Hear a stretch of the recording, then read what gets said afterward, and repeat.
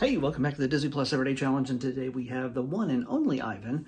This is a Disney Plus original, I believe. It premiered on Disney Plus. This is the kind of thing that would have been put in the theaters, if not for COVID. This came out in 2020. It's an hour and 39 minutes long, and it is a drama based on a true story. Yes, it has comedic elements as well. It's pretty funny. It's very cute. It's heartwarming. It's sad at times, but yeah, it's also a movie you cannot watch on Disney Plus as of me making this. So, if you missed any of my other previous things, I'm kind of running a marathon real quick, watching the things that I know so far that Disney Plus is taking off all at once. This is nothing new. I mean, honestly, Disney Plus takes off stuff all the time, but without so much controversy about it, without so many big things that are like Disney Plus originals. Yeah, there's things that are contractually come in and out all the time. Home Alone movies will usually seasonally reappear in December, but they're gone now. You can't see them right now. The first two X-Men movies were on just a few months ago. They're no longer on Disney Plus, and you can watch them on Stars now. So it's a contract kind of deal that was made with different entities at different times, well before 20th Century Fox belonged to Disney, more than likely. So we'll see the X-Men back on Disney Plus next year. But when it comes to these movies, these things that I've done over the last few days and the next few that I'm going to cram in, I'm running a marathon right now. I'm doing as many as I can before the deadline, and I am less than 24 hours away. So if you're getting any idea where I am at in my day, it's watching a lot of Disney Plus up until the end. I just want to knock these out because maybe they will never come back to Disney Plus. I don't know. It seems weird that they wouldn't, but they make decisions based on finances and whatever else. You know what? You can read the news and you'll find out all about it. I'm here to talk about the one and only Ivan. So this is like I said, a movie with the star power that's in it. I imagine it could have been a big screen release in the theaters, but yeah. It didn't. The thing is that the biggest name that you see on screen is Bryan Cranston, and you know him from Breaking Bad and Malcolm in the Middle, and just a ton of. He's been all over the place over the years, especially back when he was more of a character actor, and now he's Breaking Bad kind of put him. He can do whatever he wants. So. Anyway, he is the main human actor. There are a few others that appear in here. Honestly, I think there's mainly 3-4 human actors that appear in this. But one of which is a little girl, which her name is, come on, find her, Ariana Greenblatt. Her name is Julia. Plays Julia, and you might recognize her. She played young Gamora in Avengers: Infinity War and Endgame, or one or the other. Yeah, so she played little tiny Gamora when Thanos was destroying her planet and her people. And also she was in 65 recently with Adam Driver. She was the young humanish girl that he crash landed with on Earth 65 million years ago when there were dinosaurs around. So yeah, so she's kind of important to the story, although I do not know that she ever existed. Like I said, this is based on a true story. It does not mean that it is every piece of this is a true story. I'm not going to spoil anything really, but at the end of the film, you do get video and pictures and text that tells you the true story of Ivan and his experience growing up. And I'll give you a quick rundown. He was taken from the African, what would become the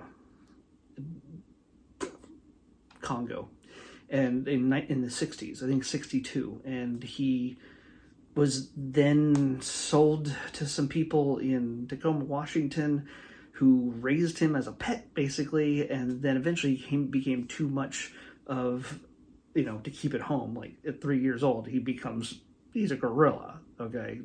No matter how domestic and childlike he may seem, guess what? I know human children that are 3 and they're barely kept in line with a cage.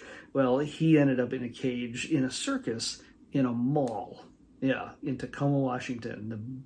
The big, is it the Big Top in our video arcade? Yeah.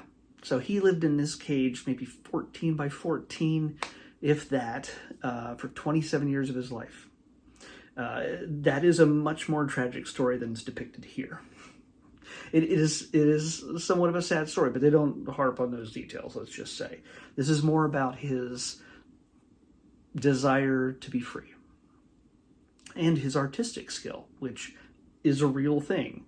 You'll see at some point in the film that he starts to paint.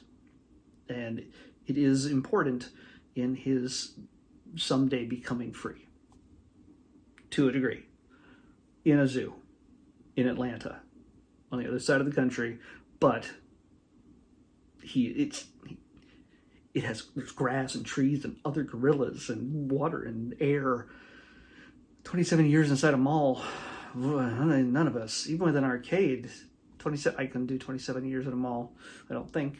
Unless it's like a zombie apocalypse and there's still power. Then, I can play Pac-Man for a while. Yeah. He didn't get to play Pac-Man. No. Bryan Cranston plays the owner, the ringmaster of this little circus that is dwindling in visitors. And sure, Ivan is big and scary looking, pounding his chest, and people are thrilled at that, but after a while it becomes not a big deal. And they bring in a new animal. But by the way, there's already like a chicken that plays baseball, a seal, bounces a ball on his nose, a bunny rabbit in a fire truck, and then a big grown older elephant who basically just walks out on stage and looks impressive. And each of those have special voices attached to them, which I'll say in a moment. But they bring in a little elephant. And she kind of changes the game for a lot of them, thinking that, man, she's completely innocent. She has no idea what this life is like. And the other animals are like, we really don't want this little adorable creature to spend the rest of her life here. And then now I'm getting way too much into the story, but it involves the animals plotting to find a way to get out. And if they get out, well, there's also, what are they going to do? This cast is kind of huge. We have Sam Rockwell doing the voice of the gorilla. And yes, I've said this before in other videos. I really, really hate when they make animals talk with the moving mouths. It's annoying to me. It's just obnoxious. Yeah, like Homeward Bound, the animals talked, but none of their mouths were moved. It was before the CGI thing where they could do that. Here, it's a little bit more tolerable. Like a lot of times whether it's like Beverly Hills Chihuahua or whatever, where they try to put realistic animals and then make their mouths move and act human and things like that. It's difficult. All these animals are pretty much CG, like digitally created for the most part, off of realistic, very realistic proportions of real animals. From Bob the dog, voiced by Danny DeVito, Ivan, voiced by Sam Rockwell, Thelma, which I think was a parrot, by Philippa Sue. Let's see. Oh, one of the just out of the blue names I never thought I'd just see cast in anything in a long time. Shaka Khan plays the baseball playing chicken. Shaka Khan. I'm a Rocky Shaka Khan. That's all I want to do. This, if you know what I'm talking about, if you know what I just said, if you heard music in the 80s, you heard the name Shaka Khan. And she plays Henrietta, the baseball playing chicken. that is not a credit I ever thought I'd see. Mike White, who is also the writer of this film, by the way, based on a children's book called The One and Only Ivan, which also has spin-offs called The One and Only Stella, I think, also One and Only Bob, and One and Only Ruby. Her name is, why, come on. Why make this difficult for me? Come on. Catherine Applegate. Catherine Applegate is the writer. The illustrator is not listed here, unfortunately. But Mike White, who plays the seal, he wrote this, and he also appears in one scene outside the mall. His car pulls up outside the mall after a specific sequence that happens. And yeah, Mike White has appeared in a ton of stuff. He's kind of a comedic character actor that, yeah. Ron Funches, who is always hilarious. Ron Funches, he plays the little bunny rabbit who drives a fire truck around and shoots water at children. Yeah, I don't know if that was even a thing at their circus. They added in there, but gosh, you put a cute fuzzy bunny rabbit in a fire truck and have Ron Funches do the voice. You could just make a whole movie about that for me. Just no gorillas, no elephants, just Ron Funches the bunny in a fire truck adventure. Yeah, do it. Helen Mirren plays Snickers the poodle, who is actually not the main part of, well, she does perform in the circus with the elephants, with Stella the elephant, but she's like a pet to Bryan Cranston, who plays Mac. Mac is the name of his character. Stella the elephant, Angelina Jolie. Yeah, Angelina Jolie, Helen Mirren, Danny DeVito, Sam Rockwell. Good grief. Shaka Khan. This is just a pretty crazy cast. And there's Brooklyn Prince, who plays Ruby, the little baby elephant. So, yeah, this is... Did I just spoil that? Yeah, I probably did. It is... If you can put aside... Whenever you see a movie about animals in captivity, especially when the word circus comes into play, you notice that you can't go to a circus these days in America for the most part. I mean, they pop up a concert down the street near me all the time, and a tent goes into the mall parking lot, but there's no animals.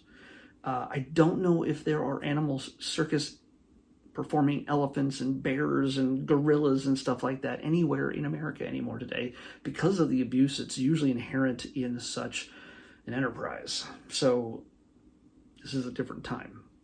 So when people start seeing, oh, this is a movie about animals in captivity and how much fun they're having. Well, guess what?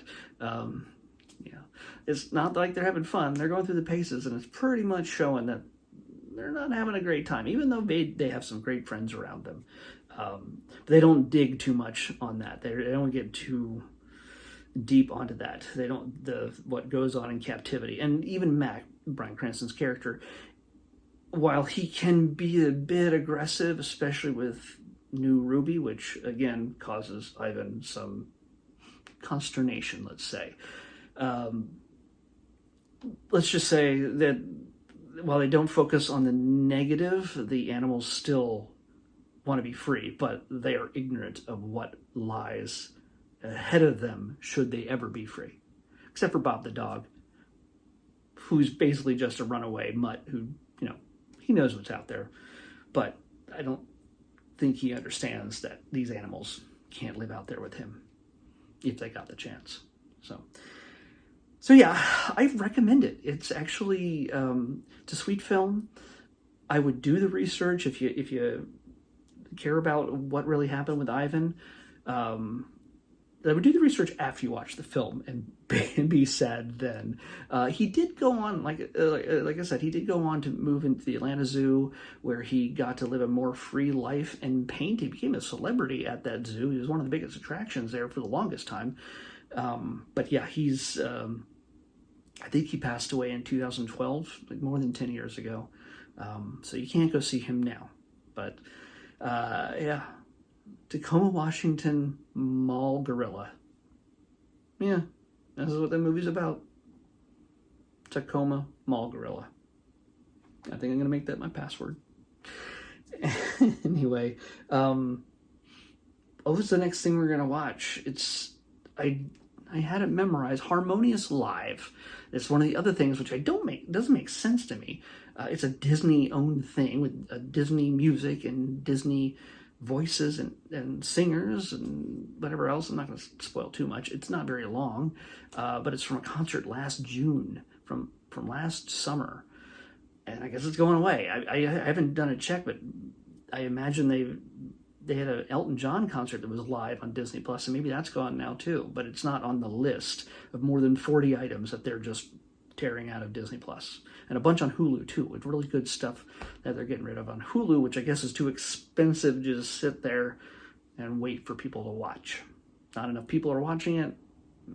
So if you're the kind of person who's like, well, oh man, I'm going to miss out on my chance, or I have missed out because, yeah, at the time you're watching this, you have missed out watching this on Disney Plus, unless they've changed their minds, it's time to talk to Disney. Tell them that you want to see the one and only Ivan on Disney Plus or Hulu or whatever. You took it for granted and it's going away. So, yeah, it's your fault.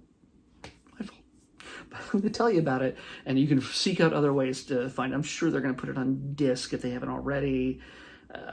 You can probably do a digital download off of some other service out there. They're not going to stop trying to exchange money for goods and services. Disney just doesn't feel like the need to. This is not adding to their bottom line when it comes to your subscription. So it's just the way it is. But yeah, tell them. They've already changed their mind about a few things that people were very upset about that they were planning on removing, and they're saying they're staying. So for now. So tomorrow we're going to watch Harmonious Live on the Disney Plus Everyday Challenge, and I'll see you back here tomorrow with that.